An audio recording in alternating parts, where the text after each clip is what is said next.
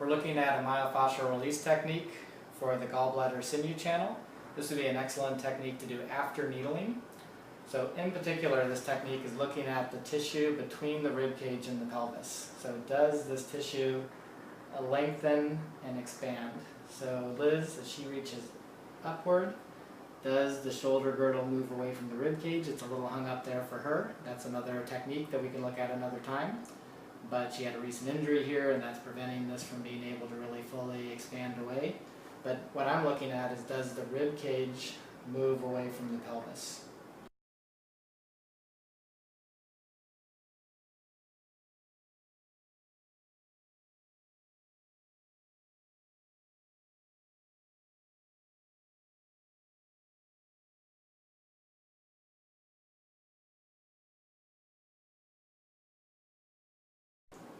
And it does okay, but we can help create a little bit more expandability in that tissue. As she reaches down with the leg, does the pelvis move away from the rib cage?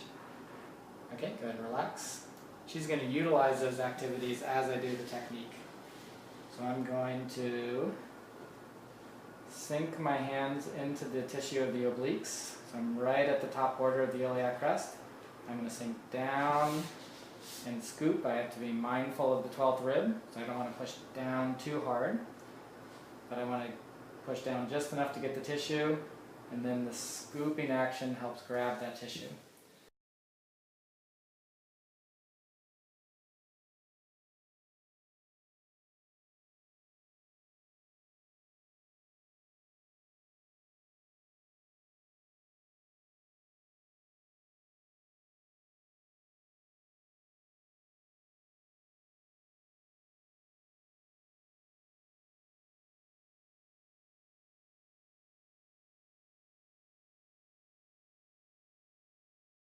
Now, she can start to reach her arm up while I'm lifting the rib cage away from the pelvis. Good, relax.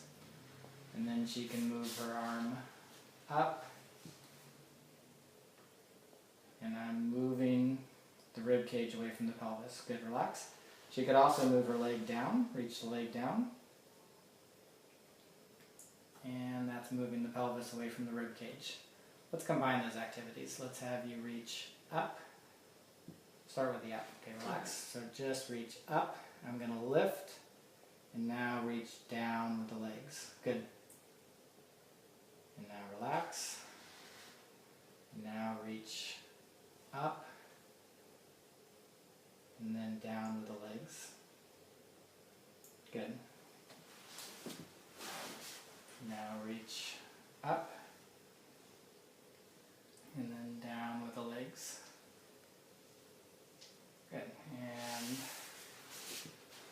one more time. Reach up and down. Good. Okay. We're following through with the previous technique. I'm at the lateral border of the scapula, and I want to be able to free the tissue so that the scapula can move a little more freely on the rib cage. So I'm going to sink in. I'm not on the bone, I'm just at the border of the bone, and I'm lifting that tissue.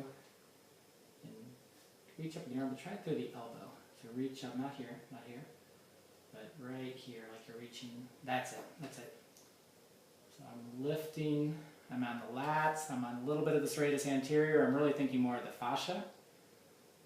Good, relax, then any specific muscles, but I'm thinking what is binding that scapula to the rib cage, and can I free that tissue? So reach up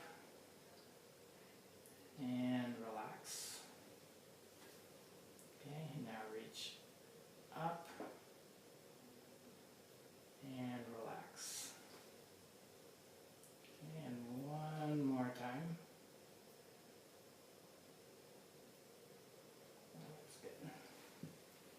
Alright, now try to just reach without me doing the work.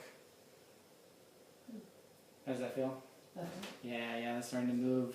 A little more individualized movement between the scapula and the rib cage.